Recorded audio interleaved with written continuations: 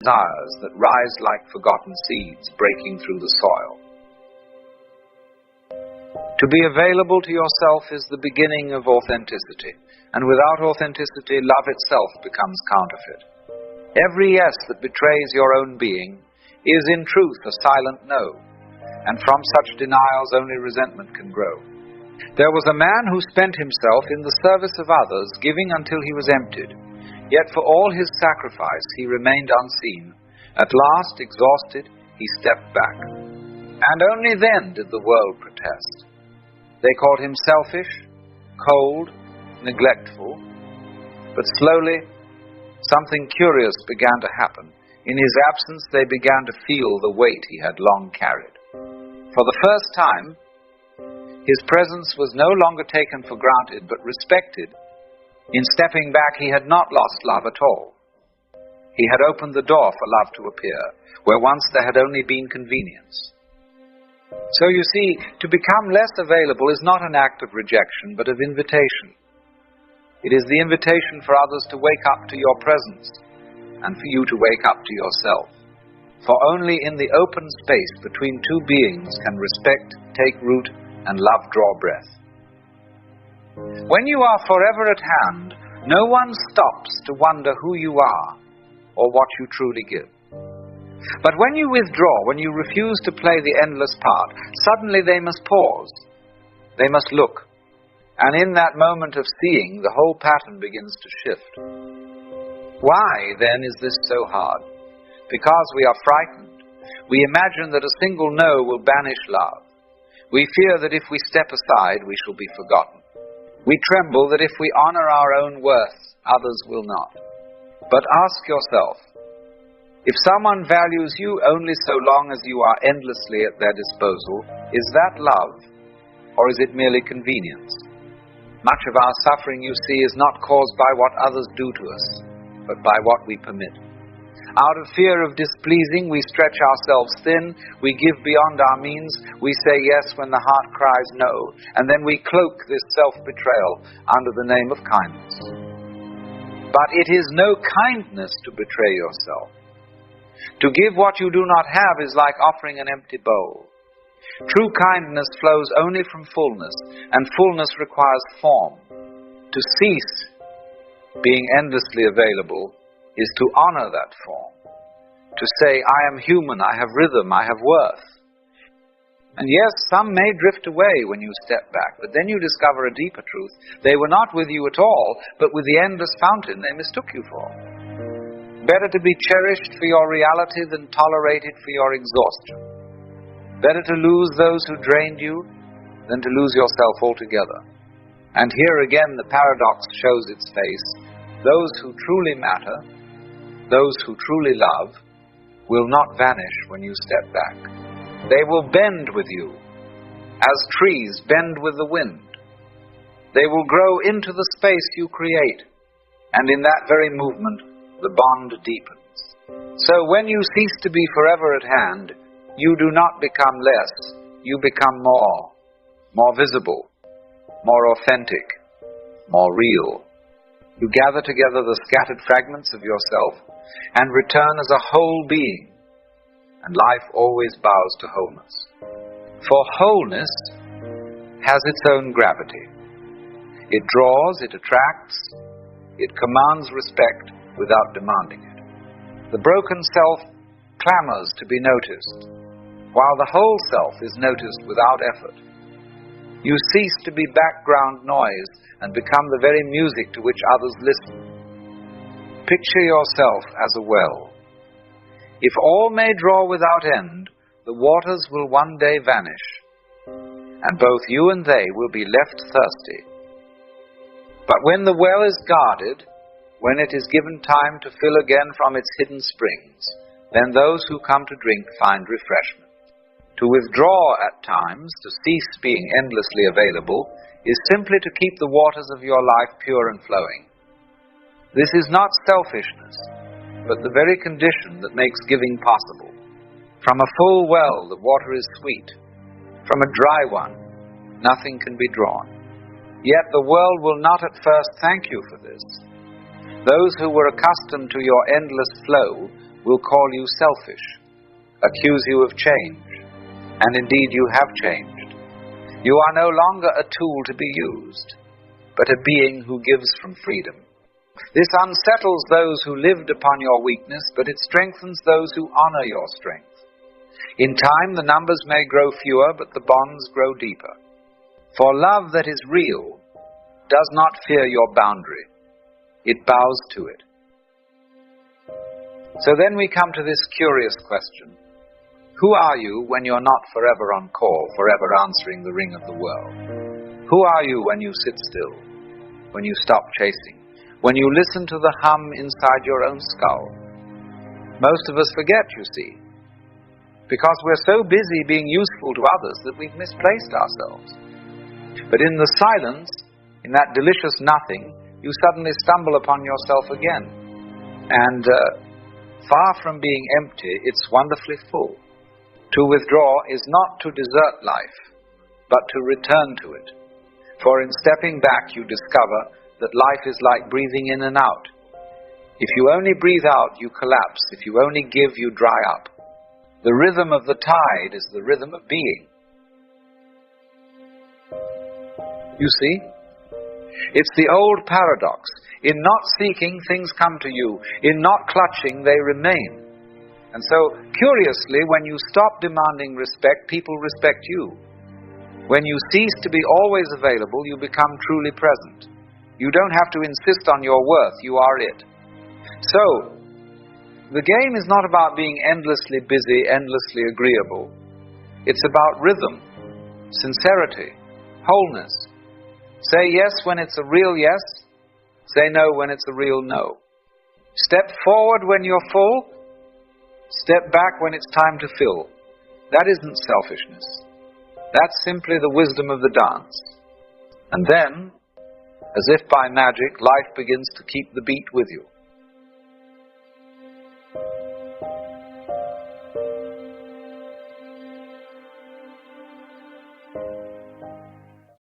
Some people say awakening kills your motivation.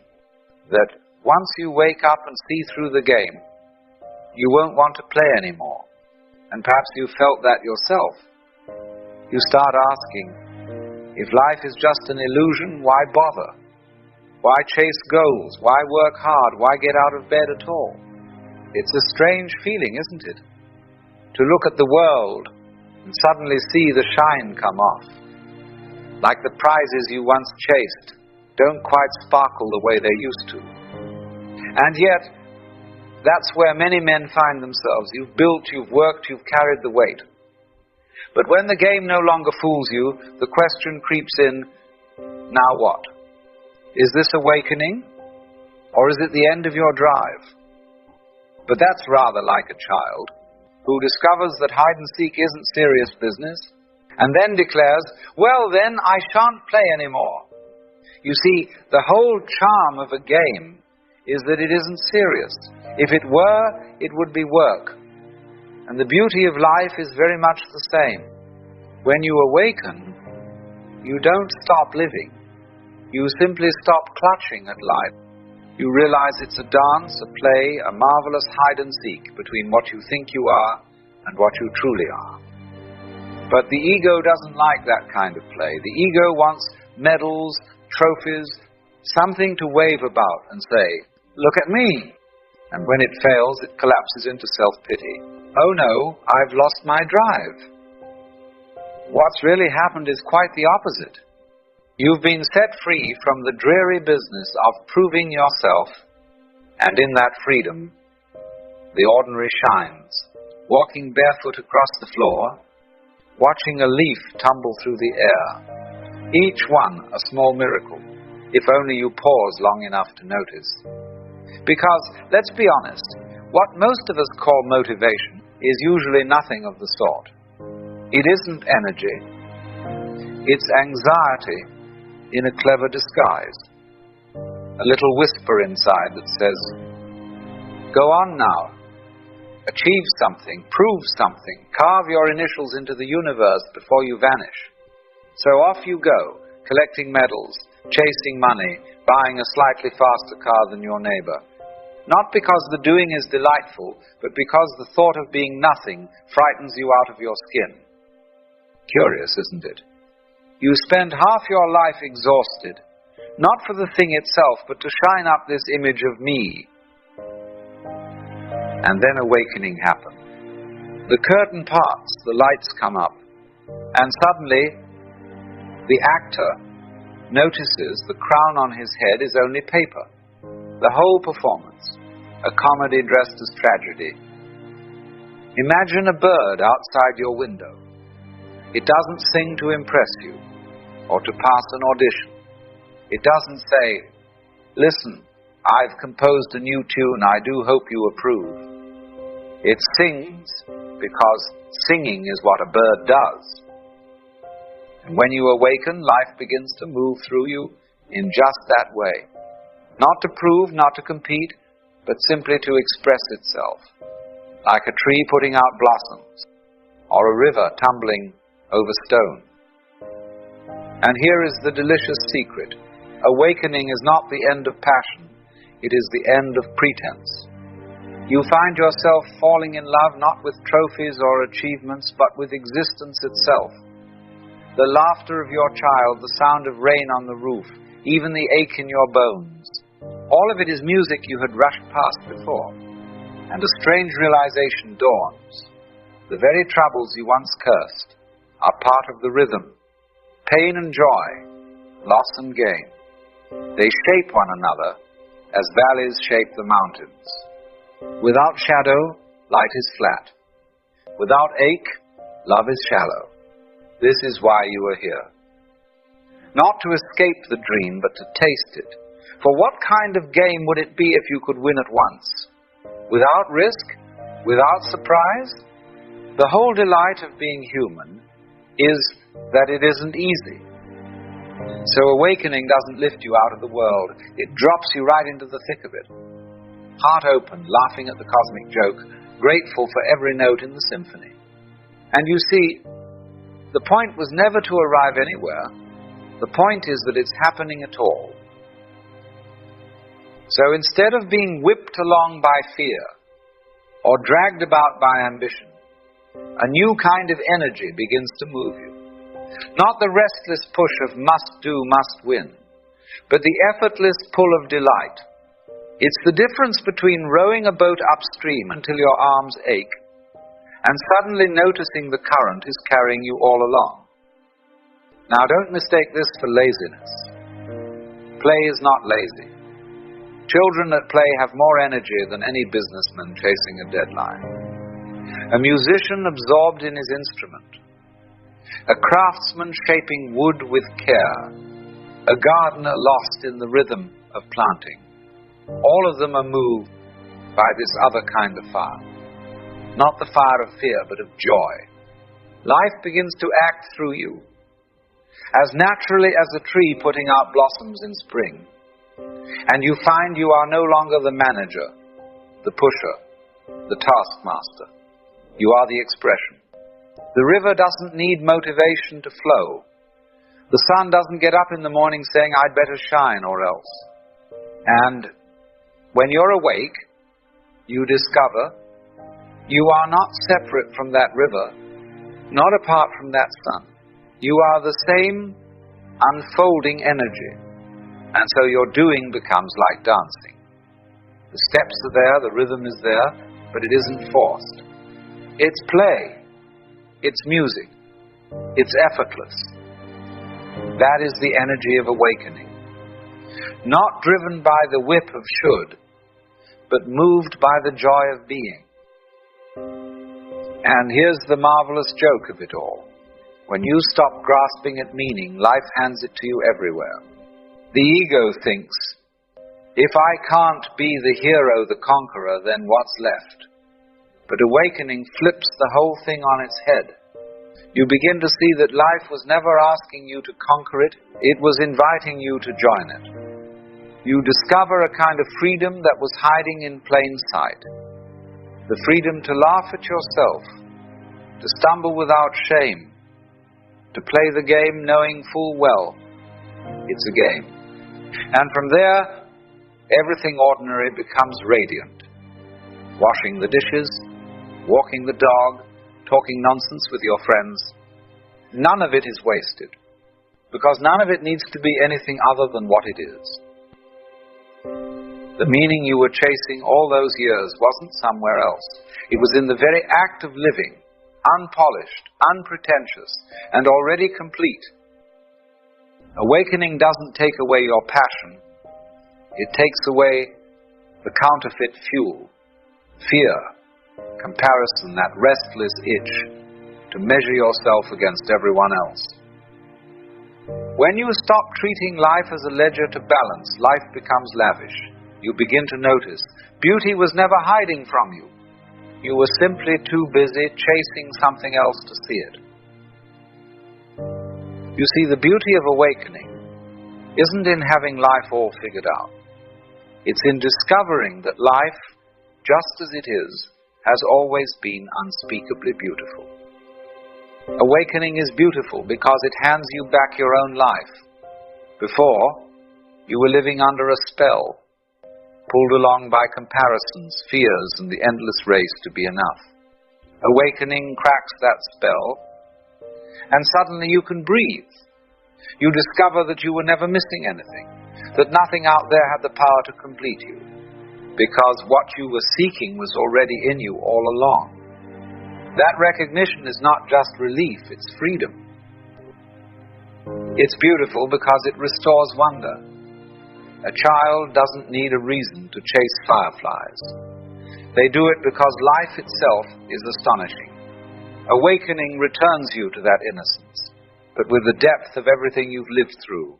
It's not naive joy, it's seasoned joy. The kind that knows pain and yet chooses to marvel anyway. It's beautiful because it softens you. Instead of clinging to control, you begin to trust. You see that even your struggles were part of the story that shaped you. And when you understand that, bitterness gives way to gratitude.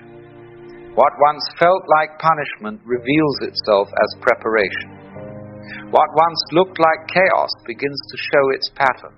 And above all, awakening reconnects you with the sacredness of existence itself. To be awake is to realize that life was never a problem to solve, but a mystery to behold. Every breath, every touch, every fleeting moment is a gift you don't own but are allowed to experience. Awakening doesn't make you abandon life, it makes you fall in love with it. Not because it's perfect, but because it's here, and you are here to witness it. That recognition is the gift. And the great joke is this: you don't need a reason to love it. You don't need to win at it. Being awake is simply falling in love with life over and over again for no reason at all. Like watching a bird cross the sky and suddenly feeling a gratitude so deep you can't explain it. Gratitude that the bird exists and that you exist to see it. So, awakening doesn't take you out of the world, it drops you right into the middle of it. Laughing, weeping, playing, knowing the whole time that the point was never to arrive anywhere. The point is that it's happening at all. So remember this, you are not here to prove you're alive. You are here to be alive. And once you see that, even the ordinary becomes extraordinary. To live awake is to let life hold you, instead of you holding life. It's to bow, not in resignation, but in reverence.